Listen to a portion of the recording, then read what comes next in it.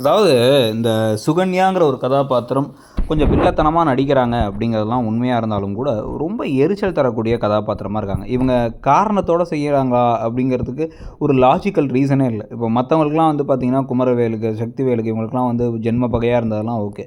இவங்களே தூர சொந்தம். அது மட்டும் இல்லாமல் வந்து பார்த்திங்க அப்படின்னா இவங்களுக்கு 8 வருஷத்துக்கு முன்னாடி ஒரு கல்யாணம் ஆகி ஒரு மாதத்துல அந்த கல்யாணம் உடஞ்சி போய் அவங்க வீட்டுக்கு வந்துட்டு வீட்டிலே தான் இருந்திருக்காங்க. இப்போ திருப்பி ஒரு பையனோட கல்யாணம் பண்ணி வச்சிருக்காங்க. ஆனால் இவரை நிம்மதியாக இருக்க விடுறதும் இல்லை.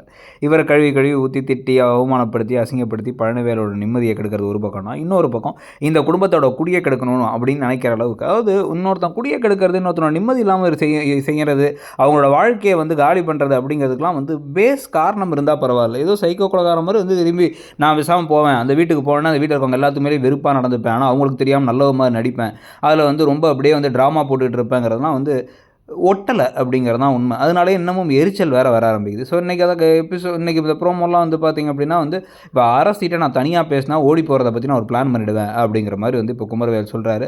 சொன்னதுக்கு பிறகு தான் என்ன பண்ணுறாங்க அப்படின்னா வந்து நான் கூப்பிட்டு போகிறேன் இன்றைக்கி காலேஜுக்கு அப்படின்னு வந்து சுகன்யா சொல்ல, நீங்கள் ஒன்றும் கூப்பிட்டு போக வேணாம், நீங்கள் கூப்பிட்டு போங்கன்னு செந்தில்கிட்ட மீனா சொல்லும் பொழுது, என்ன மீனா என்னை நம்பலையாங்கும் போது மீனா டக்குன்னு சொல்லியிருக்கணும், ஆமாம் உங்களை நம்பலை, நீங்கள் நடந்துக்கிறதுலாம் சரியில்லை, அன்றைக்கி ஏற்கனவே ஒரு தடவை சொன்னீங்க தானே எல்லாரும் முன்னாடியும் அரசியும் குமரவேலும் சேரணுன்ட்டு அப்படின்னு சொல்லியிருந்துருக்கலாம்.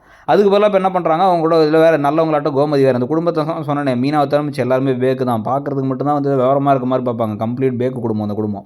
ஸோ அதனால் அவங்க என்ன பண்ணுறாங்க அப்படின்னா வந்து போமா அப்படின்னு கோமதி கூட வந்து கோமதி இவங்க 2 பேரையும் அனுப்பிவிடும்.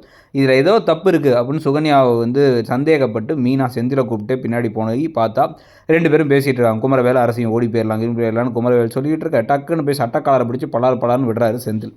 திருன்னு முடிச்சுக்கிட்டே அரசி போயிடுறாங்க. இப்போ தான் வந்து இதுக்கெல்லாம் காரணம் நீங்கள் தானே, பிளான் பண்ணது நீங்கள் தானே, இங்கே வர சொன்னதும் நீங்கள் தானே அப்படின்னு மீனா கேட்க, நல்லவங்களாட்டம் இப்போ இன்னமுமே ட்ராமா போட்டாங்க சுகன்யான்னா, சுகன்யாவை இன்னமும் இந்த பேக்கு குடும்பம் நம்பிக்கிட்டு இருந்துச்சு அப்படின்னா வந்து இதுங்களை யாராலையும் காப்பாற்ற முடியாது.